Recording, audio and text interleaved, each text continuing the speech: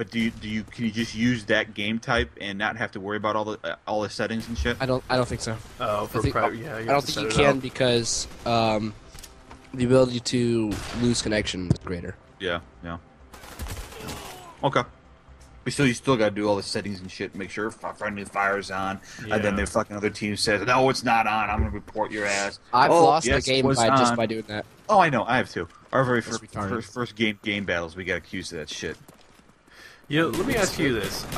This is something I thought about for a while with first-person shooters. Is should they start having friendly fire being automatic, and killing people with your own grenades and kill streaks?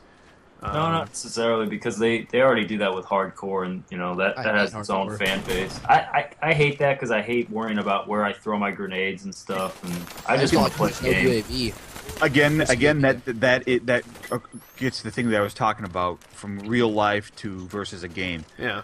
Where do you draw that line? And I think you're right, Chris. I mean, there's a whole community in that itself. There are people that are very, very passionate about that community, and there's people that are very, very passionate against that community. So if you make it all the time, you're gonna piss off a lot of people if you do that shit. Yeah, I guess so. I absolutely I see what you're saying, though. Hate that when people throw down Nova gas, and it affects you if you throw it, and it affects the other team. But your teammates can go scrambling in there and not have a problem. I think that should be on all the time, friendly fire, because I think Nova gas is such a powerful tool. Not only how do I describe this? It just pretty much shuts down a piece of the map. When you throw that stuff. So yeah. I guess I don't know how to describe it, but I think that should be on for everybody. Your team, their team, but the grenades should be left alone the way it is. I think. And shooting left alone. Yeah. So you're saying if you throw a flashbang or concussion, it should hit everybody? I like it the way it is now. I think the Okay. grenade should be left now. I think Nova gas should be everybody, and I think friendly fire should be off. Okay.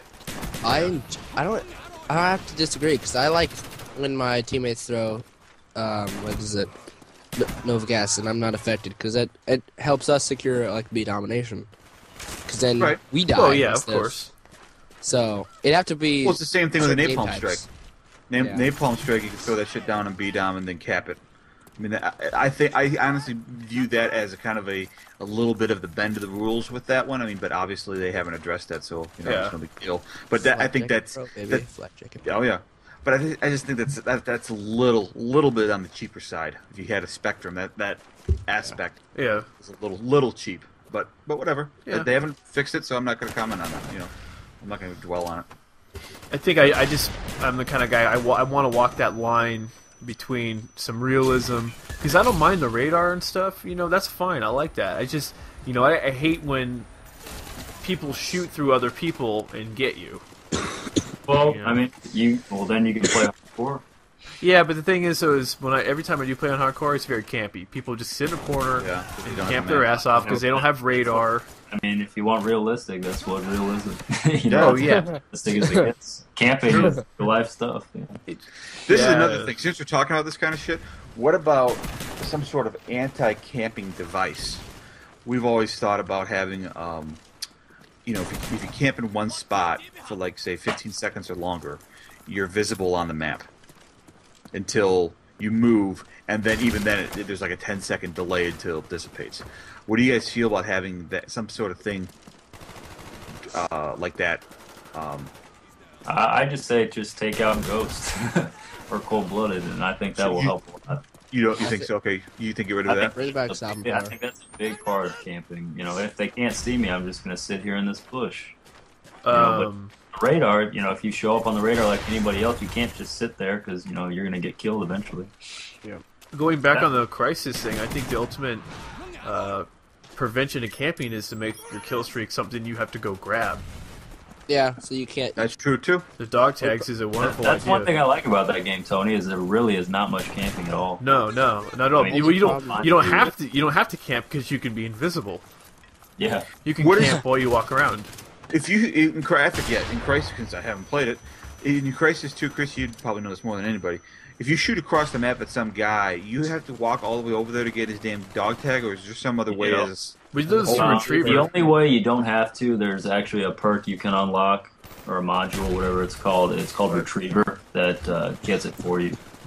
But if you don't have that, you have to go and get it. Yeah, but that's what I'm talking about. The thing, though, wait. The thing, though, is the Retriever takes up a very valuable perk slot. Yeah, that's a great move by them, though. Instead of what? Yeah, I think the one that people use is Mobility Enhance, which uses less energy to sprint.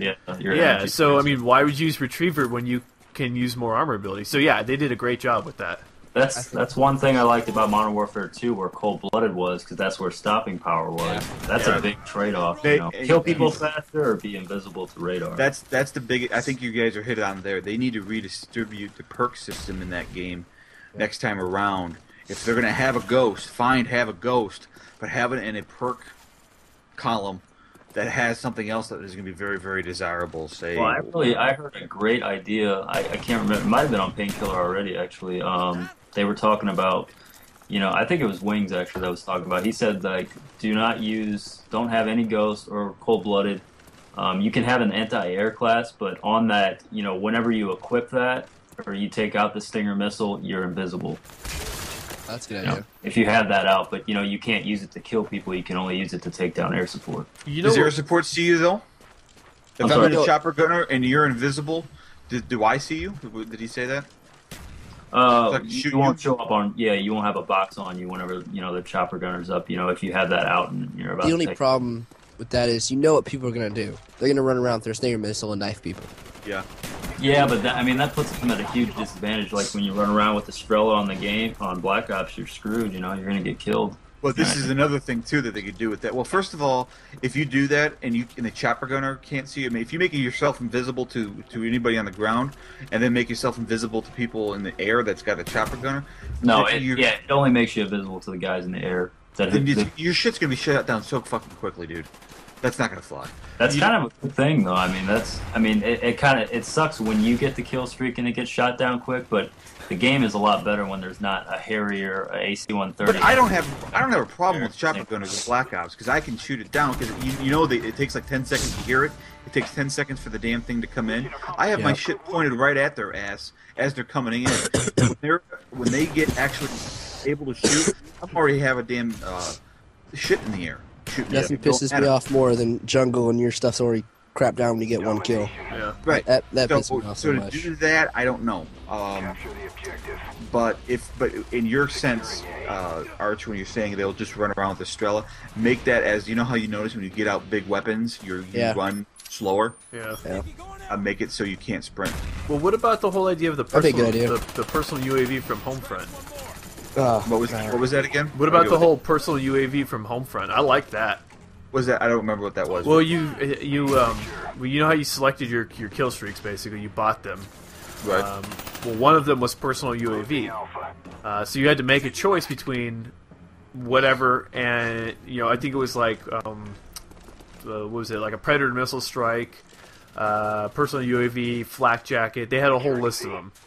And I always thought, hey, if instead of a team UAV, personal UAV works pretty good too. Instead of team?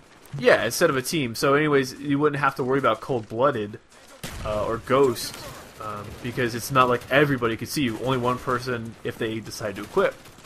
So there was I think there were some strides made with Homefront, even though the game is kind of lacking in other aspects. I like the system was cool because I liked it because you could build up your points and go for objectives and you didn't have to worry about dying. Yeah, exactly. Are you guys ever played Killzone 2? No. No. Played it for like 3 days. We got killed 3, yeah. And it unfortunately sucked. I was so disappointed because that game had so much potential. I'm a really big Killzone fan. It's just I saw what Killzone 2 was, which was what made me a big Killzone fanboy, would you say. I saw Killzone 3 and I was like, they ruined it. They made the classes. In Killzone 2, instead of having 8 classes, they only had 4. Killzone 3, they separated all the pro perks, or what you got when you made it pro, Call of Duty standards. They separated that in Killzone 3, and so that made it really hard to find like a really good class. But Killzone 2 had really good UAV system. Like you saw what you were around. You heard what you were around. You didn't hear what anyone else was around. So it was kind of like a personal UAV, but you could see where your teammates were, and there was like a perk or something where it was a perk for a sniper. If they spotted you, they could send that to you. They sent that to everyone in the map. But you had to be zoomed in, and it was, I don't remember what it was called. So it was kind of like a spotter kind of role, like Battlefield 2, sort of like that. The problem with that game that killed me was the fact that you only had like 2 game types. That was it. Yeah. That killed that game. Killzone 2, you have like 20. Yeah, we had 2 or 3. And it was like 5 maps. Yeah. Yeah.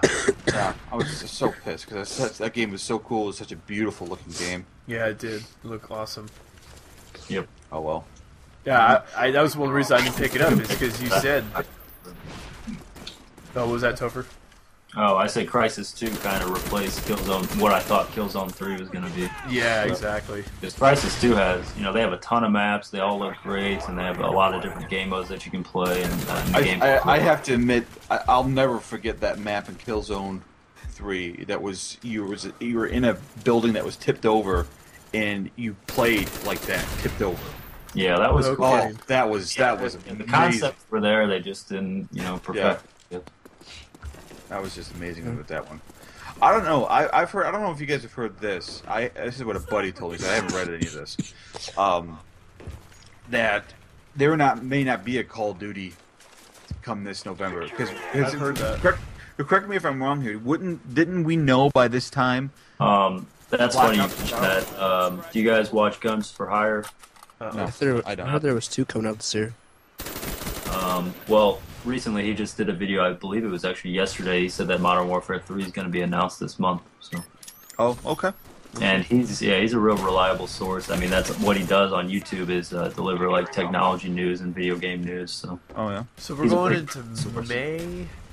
Here we're in May. When did we hear? I think it was about this time last year we started hearing about rumblings about Black Ops. I would say, yeah, roughly. I thought we knew. I thought we knew that it was coming. We didn't know anything about it, because I remember Woody putting up those perks talks that he had when he released the perks. But I thought we knew that Black Ops was already coming out. I think that was next month. I think his perk thing, what he hoped were the perks this month. I think next month was what the perks were released. Right, you knew Black Ops was coming out. Yeah. We don't even know. We don't have anything. What the game was going to be about. Like Modern Warfare 3, we don't even know, what time it's going to be set in or anything. So. Right. Or if it's even called Modern Warfare 3, we have no idea. I'm still waiting for Modern Warfare Space or some shit. Call of Duty Space. I think, aren't we anticipating that it's supposed to be Ghost's view of it? Oh, yeah, okay, yeah. Oh, we don't know though, so I don't know. We know he dies, so I mean that's too bad. Sort of a moot point.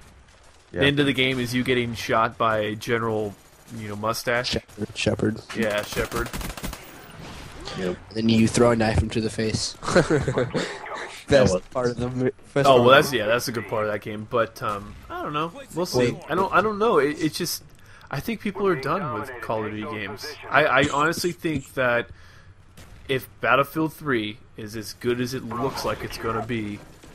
Yeah, but how many times have we said that, man? Yeah, but I mean, we're talking about the fact that we're discussing how there's no information on Modern Warfare 3, and they've already been putting out 12-minute gameplays. Let's be careful on this, because this game is not going to be like Call of Duty. This will not be a Call of Duty like. No, it's going to be a Battlefield game, and right. So it's you're going to be in tanks. You're going to be in aircraft. You're going to be in ships. You're going to be all this shit. Yeah. So it's some people are not going to like it. 60 frames per second, dude, is what it has to have. To be as big as Call of Duty, that's what it has to have. That's the deciding factor. It looks brilliant. It looks awesome. I haven't even seen the 12-minute thing. Let me go. Oh yeah, Google it. Go to YouTube and look up Battlefield 3 gameplay, and you'll come out with that 12 minutes of gameplay, and it looks really good. Yeah, they're very confident. They said they were going to spend $100 million on marketing for that game for Battlefield 3. So what? Yeah, they're trying to get Call of Duty. It's not going to work because it's a lot different experience. Yeah. Let's see. Which one is it? The first one, probably. New Battlefield videos 3. Yeah. Let's put Battlefield 3 12 minutes. Here's one. Battlefield. Here is Fault Line. Was it under Fault Line? I guess. Probably. Yeah. So, It says it's 12:8. So I'm just gonna let it sit. Yeah, I don't know. It looks like it's gonna be an awesome game, you know, and because I think people are already craving the new Modern Warfare game or the next Call of Duty installment. They haven't put anything out, not even a hint of like, oh, it's gonna be this time period. They might be losing ground, just like I think. Well, if there's going to be a change, you know, a coup of the king here, it will be now. Call of Duty right now is at its weakest it's ever been. It's got a shitty game like Black Ops out. It is primed to be taken over. Somebody can step up to the plate and deliver. And Arch, you're right. If it's not 60 frames per second, it could be graphically, I think it could be even less than it is now. But if it's not a 60 frame per second game, you're right. It's not. It's dead. It's nobody. dead. Right. That is huge, if not the deciding factor. it is because it's the fluidity of the game. Because yeah, Battlefield and Killzone is great. They look beautiful. But you're pretty heavy in Killzone 3. You're pretty big. Yeah. Whereas that's true. Modern Warfare 2, not as smooth. 10 sensitivity, you can spin around 100 times a minute. Like, I don't think the graphics are necessarily the biggest factor. I think bringing something. It's not the graphics. It's not the graphics. No, I'm saying bringing It's something new to the table is what's going to have to be put into the next Call of Duty installment. Right. And I I'm think talking about if there's no. And I was to say, I think this is the reason why people aren't so thrilled on Black Ops, because Black Ops is basically Call of Duty 4, Modern Warfare 2, World at War. It's the same game. It's the fourth installment of the same game, just with different weapons in a different time zone. And it doesn't even have to. I mean, you know, it doesn't even matter. You could, you know, the next maybe it should be a Western. You know, like a Civil War game or some shit. I don't know, where you gotta like. I know the description. But the point is that they need new game modes. You know, that's really the biggest thing. Wager match was the only thing they added new to Black Ops, which is, I think Black Ops ultimately is a failure. But I think how Black many Ops, people want to spend their honest, COD points? Well, here's the thing, though. I think Black Ops is a good game. I mean, it has its flaws, but if you were to put it, it's on par with the other Call of Duty games. You know, I don't think it's a bad game. I mean, it's got flaws. I think it's just the community response to it is like, okay, this is the same thing, so therefore it's a bad game because we're not getting anything new. Either what needs to happen is for Call of Duty is, like you said, reinvent itself. Yeah. But if there is going to be another developer, another game series to come up and take Call of Duty's place, I'm saying with Arch, it has got to have that fluidity to be just like, or if not better, than Call of Duty, because that is the biggest issue. Yep. Yes. Battlefield Bad Company 2 was a great game, but you move like a fucking sack of tits. Yeah, I mean, the controls were very rigid and they were very Battlefield-like. Right. That's just the game, though. And then, but the fact that you didn't move as quickly like you do in Call of Duty was the reason why it didn't pick up more than it did. Chris Tristan's right. If a game does not have that, it's not going to be even close. Call of Duty. I'm sorry. I'm still laughing about what Distel said. I don't know, man. It's a pretty good analogy. Yeah, I mean that's like that? I mean, and you got to remember, Black Ops had so many network issues at the beginning that really killed it too. oh yeah, Especially on PS3, you know, with it was just You frustrating. got that You can't even get a in the shitty game, a performance game like that. The goddamn connection sucked. The maps look like shit. It's nothing really new, and it's still broken. Yeah. Over Right, 600 and it's still- losses, and I think Right. about 50 of those are legitimate, and I think about 90% of those is when I'm playing by myself. right. Like, And it's still the number first-person shooter right now. and if someone Black leaves, Ops is it's instant loss, like Instel saying, and it's retarded. well, if you're gonna back out of a game, yeah, why shouldn't that be an instant well. If you loss? back out, I think so. If you're Yeah. actually backing out of the game, I agree it's a loss. I don't think it is for everybody. Should be able to. No. If you are the host and you leave, you should get a loss. Yeah. Else. Or if you just back out of the game in general, you should just get a loss. Right. Suggestion. But I think if... Go ahead. I was going to say, I don't think anything gets recorded on the games where you lose connection to the host. I think because like if you go look in your recent games, if the host if they don't do a migrate, the host doesn't migrate, then it doesn't even show up on your recent games played. It just has a loss. Yeah. Is it still a loss? Yeah. Huh, I think a really good idea is if your team is winning and the host leaves, you get a win. If your team is losing and the host leaves, I don't know. I'd have to look at that because I don't see how they could justify that. And then really, what does it matter unless you're like a stats whore? There are people though that are like that though. I guess they just A lot of love guys their like stats. I don't know. I'm not much of a stats whore. Either. I like having my stats. I used to have really bad stats, and because I played Search and Destroy, and all I did was snipe because it's what I like doing. Coming from Modern Warfare 2. I'm not a stats whore, but I like having my stats to a certain standard. It sets me necessarily above anybody else, but it keeps me competitive against myself. I always want my stuff better and better and better, so I'm just playing against myself. Oh, KD, sure. Well, yeah, but I mean, this is the first game you can actually go look at somebody else's stats. Yeah, bad idea. Which is a bad idea.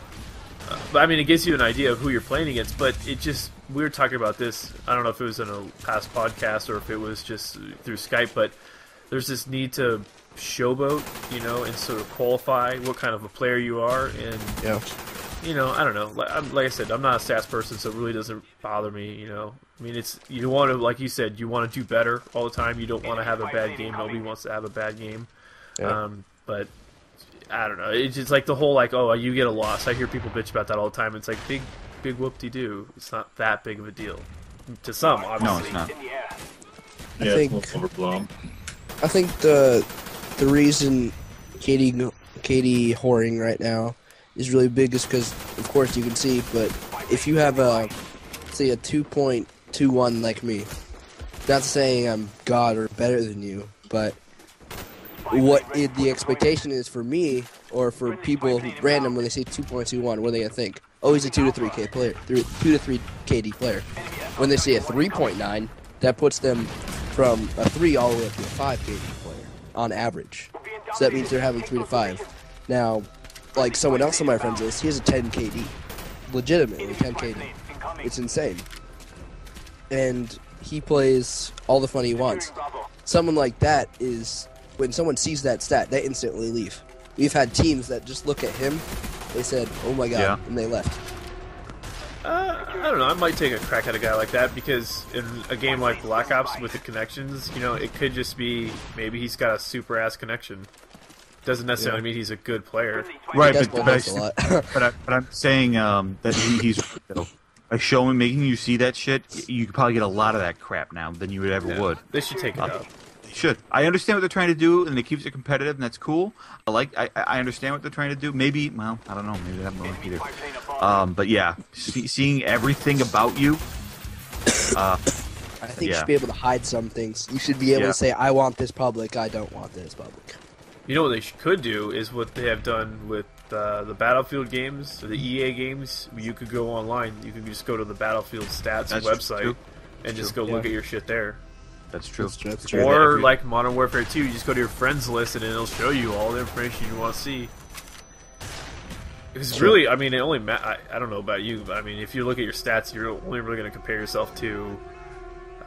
Well, I guess I'm definitely going to contradict myself here, because I was going to say you're only going to compare yourself to your friends, but there have been people that I've went and looked at their combat record, and I'm like, oh, okay, well, or if I get totally owned by one guy, I go to his combat record and he's like a 1.2 KD, I'm like, wow, he just had a stellar game. It doesn't really affect me because he had that one good game and I just happen to be the recipient of the deaths of his one good game.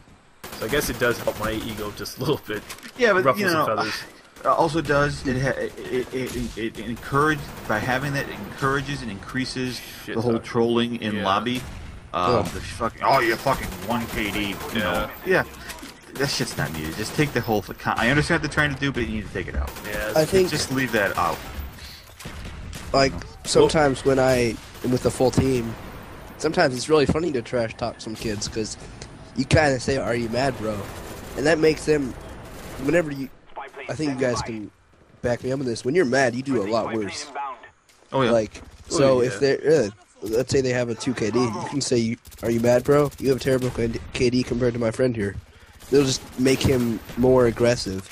I think that's what I like doing. I don't make fun of them because they have worse KD. I have friends that have 0.5 KDs. I don't care. They're my friends. But when I don't know, I think that's what I'm going to try to say. I think it's more of competition, like you said just now. But I think it goes to a point where it can get ridiculous. Yeah, that's what I said. I think that's where you start to run into a difference in maturity of players. Because I know that whenever Topher and John and I play, we just mute everybody, and we just talk about our own stuff. And we can't concentrate that much on the game. That's and to be honest, we've got some rules about the shit talking. You know, if you start instigating some trash talking, you might not be in the lobby with us much longer. Right. Yeah. It's just not a thing. And I guess, but on the other flip side of that, there are people that love doing that shit. Yeah, that's their thing. So some people are really good at it. Yeah. Well, there was one guy I used to play with for a while, and we told him all the time. He's like, dude, look, if someone starts, shit talking to us, yeah, okay, you can kind of return fire. But he would jump out from every game that we just whoop some ass, and he'd be like, "Oh my god, you went 6-25 or whatever," And we had to tell him, like, "Dude, you got to knock that shit off because that's not who we are. We don't want to be that team of guys who go around shit talking after every win, especially when we stomp them." That was one that was really bad. I really like stomping when they trash talk you first, and then you pummel them to the ground with no mercy, chopper gunners, blackbirds. Oh, then you say, "What now? Why are you trash talking?" Well, you don't even have to trash talk. I mean, that's the ultimate trash talk. Yeah, exactly. You just whoop their ass. You don't have to say anything, and usually they leave the lot. Like we've had games like that, John. Yeah, they leave. Where they're just like, "Oh, we're gonna whoop your ass." They might be an entire party, and we've got some heavy hitter players on our team, and we just owned, and the match ends, and they leave, and we don't have to say anything because we weren't. We weren't the ones talking trash to begin with. The worst thing is when you can't back up your trash talk. That's the worst part. Well, that's why you don't trash talk. No, I mean for them. That's their worst. Oh, yeah. Worse than anything you can say. Well, it goes both ways. That's why you don't trash talk. Yeah. Either side. But, I mean, like I said, I think that has to just do with the different kind of players. All right, guys, I think we're bearing down on our time limit here, so we're going to have to wrap this one up. Yep. But we had a pretty good conversation. We covered the whole Xbox stuff, and I know I'm going to be looking forward to that.